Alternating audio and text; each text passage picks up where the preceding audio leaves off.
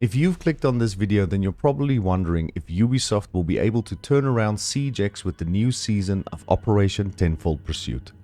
Hashtag #SaveSiege has been all over social media, with Spoit tweeting a list of changes signed by most of the biggest creators in RainbowSixSiege. Some of these suggested changes might not be applicable to you personally, but many members of the community can agree on a few things. Cheating needs to finally be addressed and gotten under control.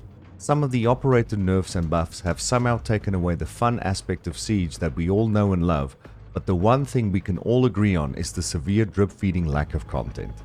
I'm the Siege Dad, and today we will be looking at what changes the new Year 10 Season 4 Operation Tenfold Pursuit is bringing content-wise to our beloved and declining player base game SiegeX.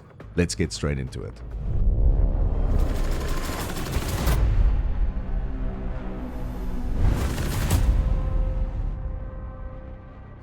Let's start with what the new season will bring, and we'll talk about how that compares to the previous seasons after the release of SiegeX.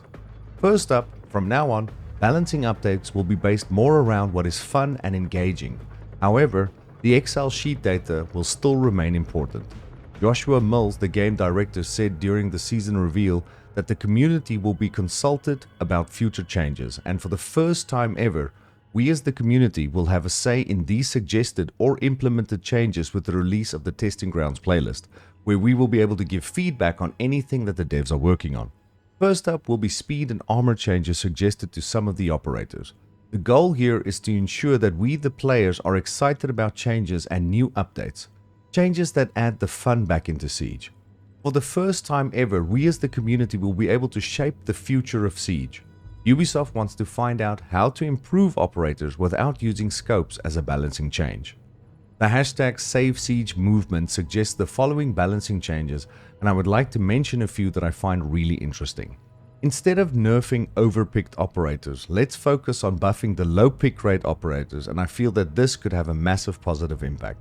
They are suggesting that ACOGs be added back to previously removed operators, and even though this particular point doesn't affect me, many of the player base considers the ACOG removal a massive nerf in the things that make Siege fun, and that I can agree with. They are suggesting the rollback of the limb damage update that literally just buffs shields. They are suggesting that the shields are also slightly nerfed to ensure that they can assume a more supportive role compared to the dominance that we've seen since their initial rework and buff. The reintroduction of hostage and secure area to ranked, as well as new game modes like COD's Infected and monthly events like Showdown, Grand Larceny and Rainbow's Magic. I've asked myself many times, what is the content we need in Siege, and I believe more maps and game modes are one of the answers. There are so many small changes that have happened since the release of SiegeX that have just made the game less fun and rewarding to play. Rank 2.0 that was released in Year 7 Season 4 that made rank more of a time-based exercise than something based on skill. The reduction in renown and battle pass points since SiegeX went free access just made the game that I've played for over 5,000 hours in 5 years feels like such an unrewarding task. I can only assume it's incredibly difficult to fix the complicated issues that we have in SiegeX, but I know that we as the community and the developers can work this out together. Siege is not beyond saving, and at its core we have the greatest FPS game ever made. Clearly, ShieldGuard has not been keeping pace since the game has gone free access with the release of SiegeX, and Ubisoft takes full responsibility for that.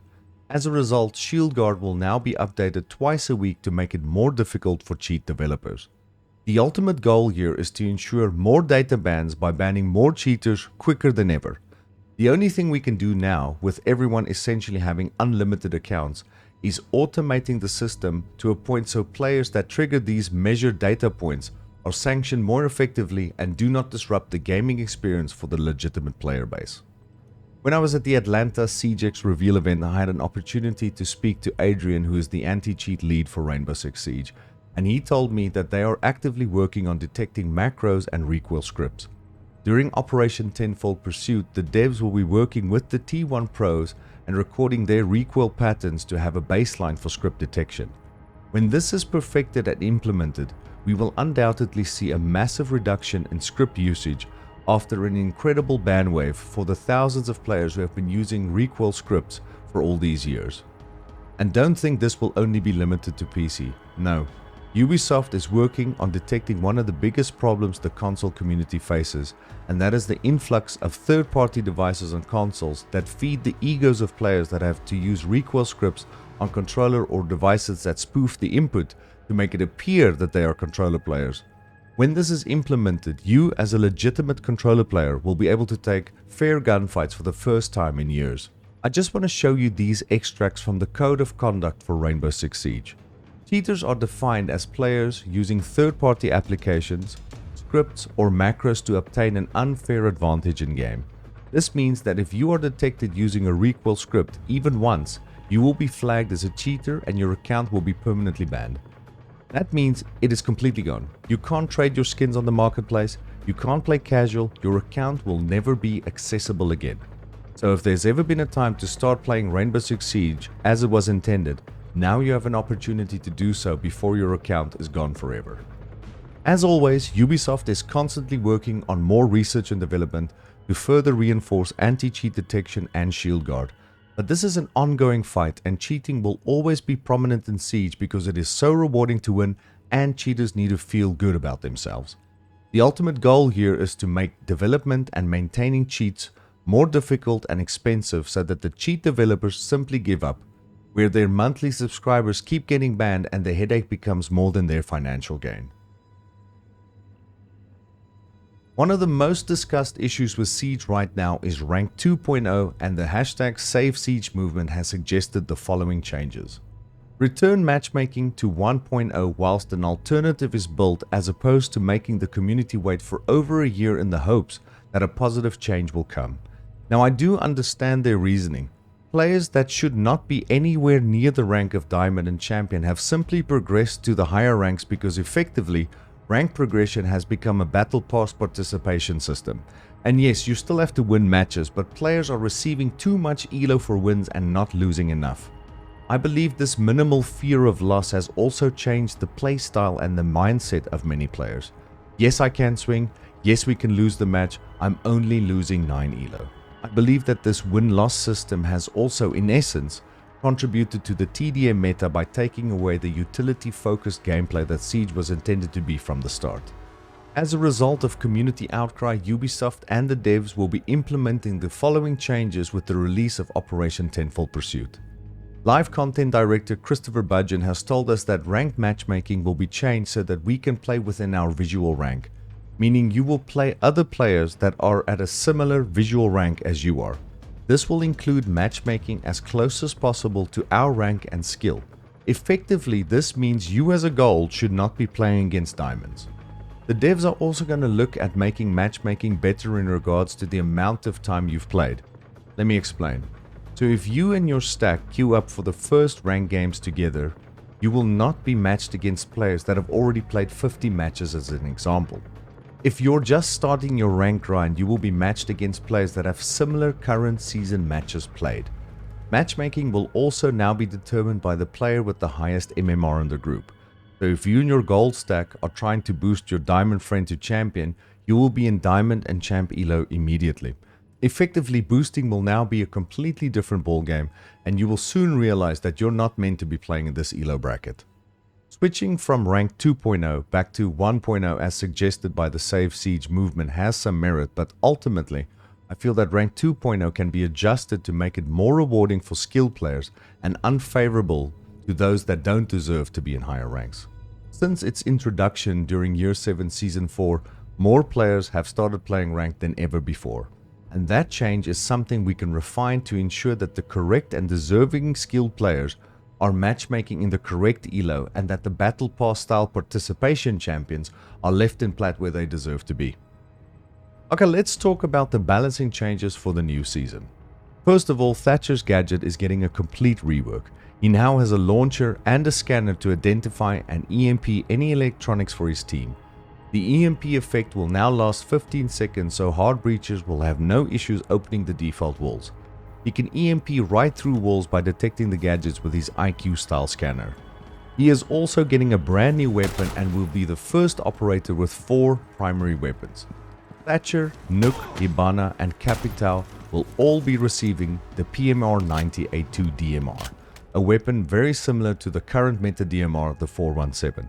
The PMR-90 will have 62 damage, 21 bullets, with a quicker reload and greater accuracy than the 417, but the 417 still has the superior fire rate and single shot damage.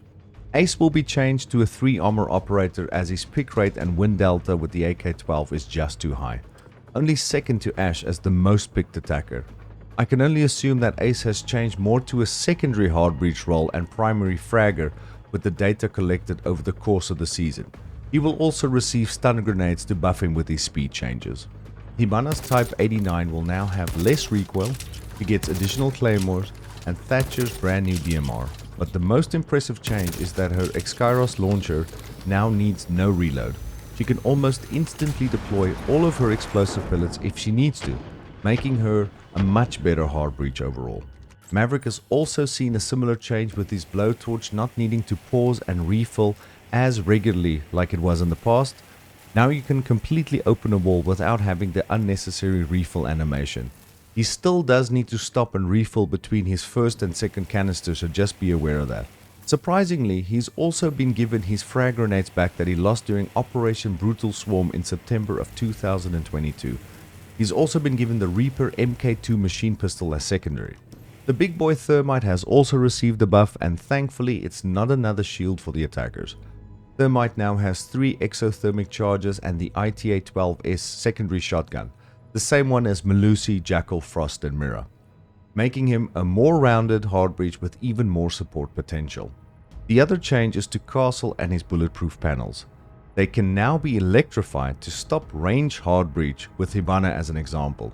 We will have to see the interaction between Zoph, Ash and Kali to get an understanding of these changes, as I was unable to test during my limited time on the test server. T-Hunt is back and it's now called Clearhouse. It was originally removed during Year 8 Season 4 with the release of Operation Deep Freeze in 2023, and now 2 years later we are fighting the Kyrus Legion.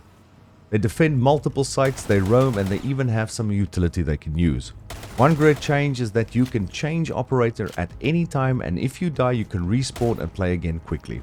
On the esports tab in-game, you are now able to predict match outcomes and earn yourself some alpha packs, and that's a great way to get some extra rewards for not doing much. For a season as content lacking as high stakes was, this is a welcome change and I want to see more of this type of initiative. Fortress has also received a complete rework and will be returning to Pro League and the rank rotation. So if I were you, I would get myself familiarized with the new layout as soon as the test server goes live for PC or the Fortress 24/7 playlist drops on console. Theme Park and Skyscraper have also been modernized and look absolutely fantastic with the major visual overhaul of the new lighting, textures and details, plus the addition of the new destructible ingredients. Then we will also have the 10-year anniversary event that also celebrates 100 million players in 10 years. As a reward, we will be able to claim our animated 100 million player background. A wildcard Siege event has also been mentioned with callbacks and Easter eggs for the history of Siege for the past 10 years. In the trailer we can see the house map. If it's the original or the remastered, we'll have to wait and see. My final thoughts on Year 10 Season 4 Operation Tenfold Pursuit are that I feel and believe the devs have heard us regarding the lack of content, matchmaking issues and the cheating problem we all experience. King George said it best: Siege at its core is the greatest FPS game ever made, and I know that with a bit of care and attention, we will have our game back and better than ever. Don't lose hope and remember to give feedback in the Testing Grounds playlist when it goes live with the new season. The test server will be available for download on Monday the 17th of November and should remain active for 2 weeks. The new season of Operation Tenfold Pursuit is scheduled to launch December the 2nd around 3 PM UTC or 10 AM Eastern. If you liked the video, please consider subscribing. It makes me look way cooler than the other gamer dads. And remember to 360 one tap that like button. I'll see you guys in the next one. Cheers.